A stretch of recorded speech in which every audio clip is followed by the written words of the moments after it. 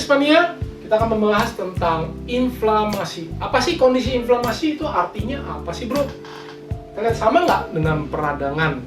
Mari kita tahu tentang inflamasi dan bagaimana, mengapa bisa terjadi.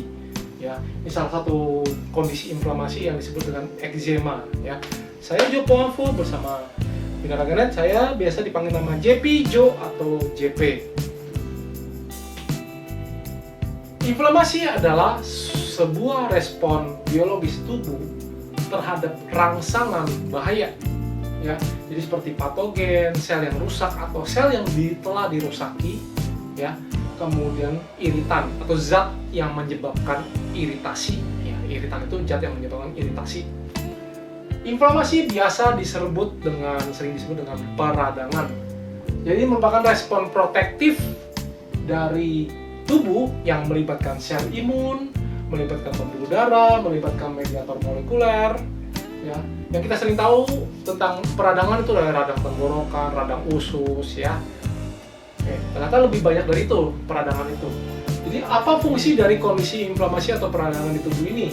Fungsinya adalah menghilangkan penyebab awal dari kerusakan sel.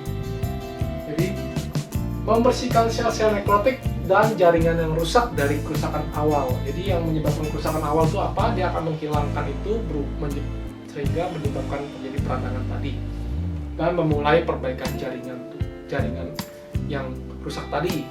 Jadi kita tahu bahwa peradangan itu ada fungsinya. Apa saja tanda-tanda terjadinya inflamasi di tubuh kita? Ada 5 tanda peradangan, yaitu berupa panas, berupa nyeri, berupa kemerahan, berupa bengkak, dan berupa kehilangan fungsi, loss of function. Ya. Peradangan dipercaya sebagai mekanisme imunitas bawaan, yaitu innate immunity di dalam tubuh kita. Ya. Ternyata ini respon imunitas tubuh, ya.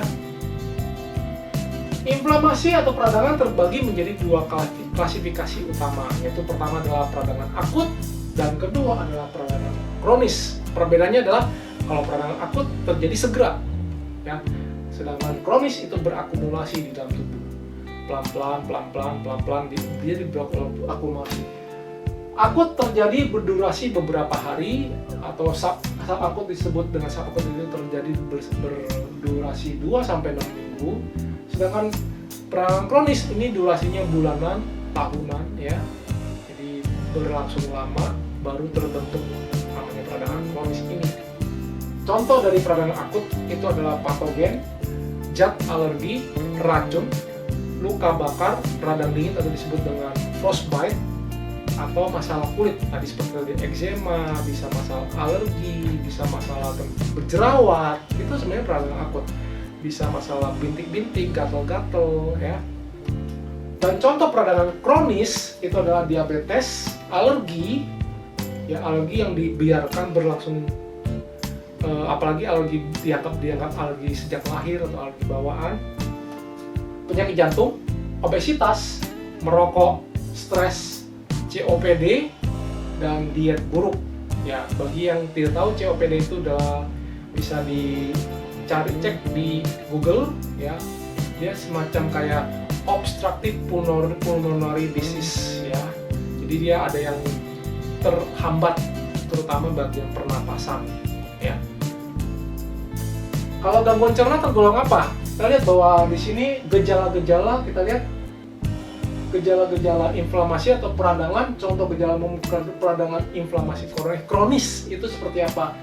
Bisa disertai dengan nyeri di tubuh, kelelahan yang konstan, insomnia, depresi, ya, kecemasan, gangguan mood lainnya, kemudian gangguan cerna, sembelit atau diare, GERD.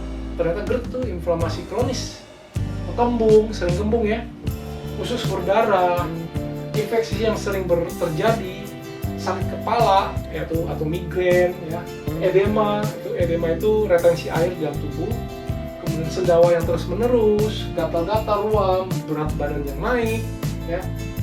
Jadi semua ini ada peradangan, efek dari gejala dari peradangan kronis yang terjadi dalam tubuh kita. Jadi makanan penyebab inflamasi itu bisa dari mana? Pertama itu tentu saja gula, ya, gula yang menyebabkan peradangan. Kedua adalah karbohidrat olahan. Karbohidrat hewani itu ada di tepung, ya, makanan yang terbuat dari tepung, kemudian nasi putih, ya, oat instan, ya, yang karena sudah diputihkan atau sudah dihilangkan nutrisinya, ya. Dan minuman alkohol, ya, daging olahan ada di kaleng, daging kaleng, ya, sosis, ya, daging-daging yang sudah diawetkan, diasapkan, ya, misalnya yang diolah, ya, misalnya ham, ya. Terus lemak trans buatan ada di margarin, ya, ada kemarin di slide di konten yang sebelumnya ada di keju olahan, ya, karena ada lemak trans buatan di situ. Ya. Dan apa sih penurunan inflamasi? Ada di lemak ikan, ya, terutama ikan ini bukan ikan ternak, kalau bisa sih ikan liar, ya. Kemudian alpukat, kemudian ada di minyak Evo asli, ya, kita harus cermat dalam memilih minyak Evo. Itu Evo adalah extra virgin olive oil, jadi minyak zaitun yang extra virgin, ya, yang kita harus tahu yang mana yang asli, yang mana yang sudah terpapar oleh cahaya. Kemudian ada minyak VCO, ada teh hijau, ada jamur, ada kunyit, ada jahe dan cengkeh. Jadi mesti segera hindari semua penyebab-penyebab peredang ini kalau Anda mau stop peradangan di dalam tubuh.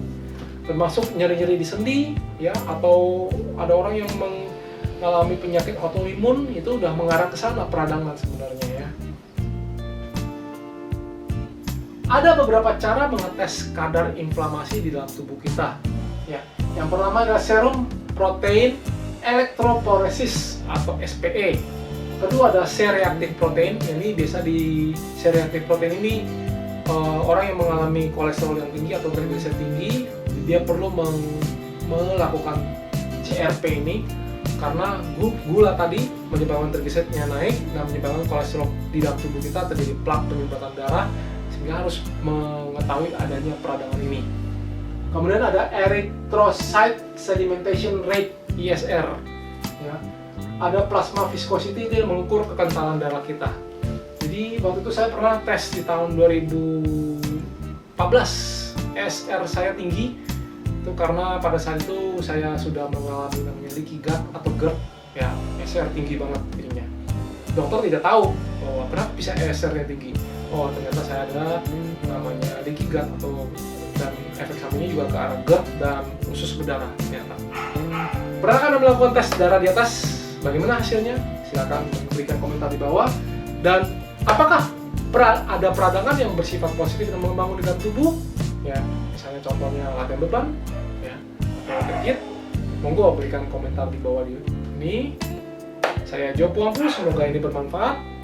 Setuju Anda bahwa investasi yang terbaik adalah investasi terhadap diri kita sendiri, bukan orang lain. Kita tidak mungkin membayar orang melakukan squat, pull up, atau squat, atau push up, dan kita mendapatkan ototnya.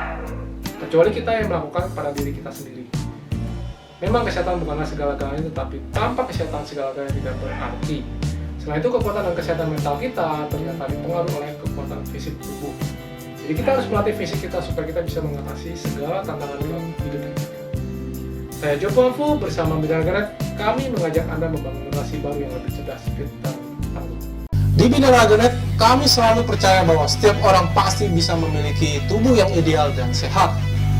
Dengan subscribe, like, dan share video ini, Anda turut membantu membangun Indonesia sehat dan kuat.